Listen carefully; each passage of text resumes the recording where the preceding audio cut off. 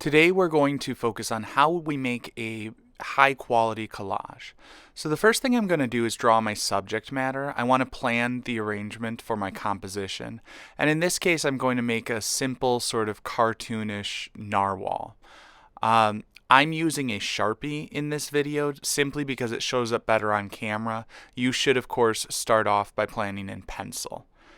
After I've made my design, I'm going to start cutting out the shapes that I need to make my collage. I'm going to use these pieces on the white paper as a stencil or a template to use on other papers later on. So I start by just cutting out around the perimeter.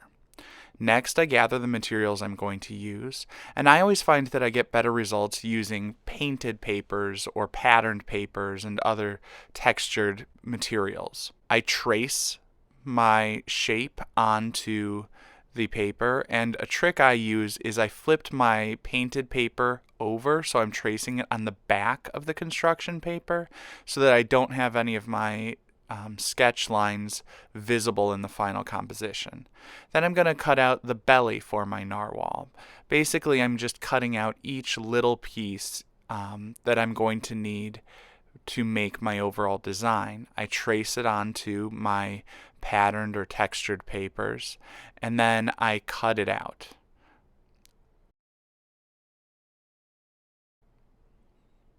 After I cut it out, I'm going to put a thin line of glue around the perimeter and stick it on. I'm going to repeat the same process with the narwhal's tusk, tracing that onto a small bit of fabric. It's always good to remember that a collage can involve more than just papers. By default, most students go to the colored construction paper, but you can use fabric, you can use yarn, you can use ribbon, you can use all sorts of different things. I personally really like using scrap papers that have been painted and drawn on that just have a variety of colors and textures, and I like that random combination.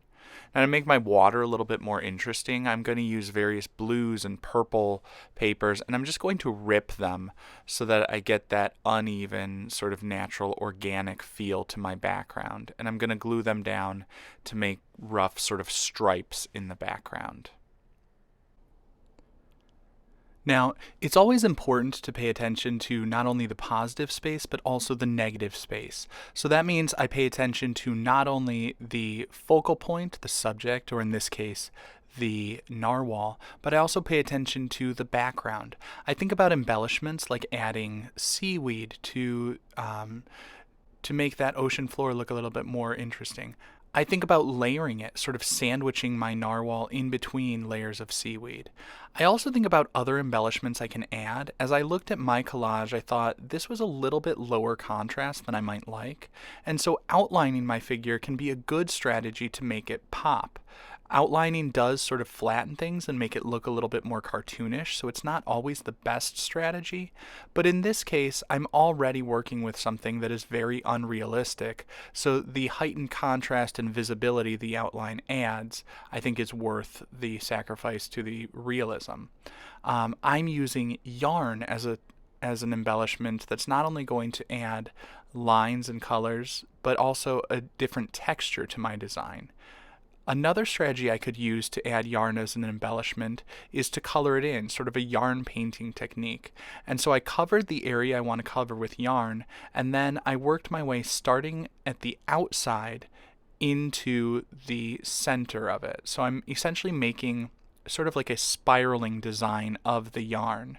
And when I get to the middle, I'm going to cut off the end, and I need to add another little piece towards the right hand corner, another smaller spiral to fill in that remaining space.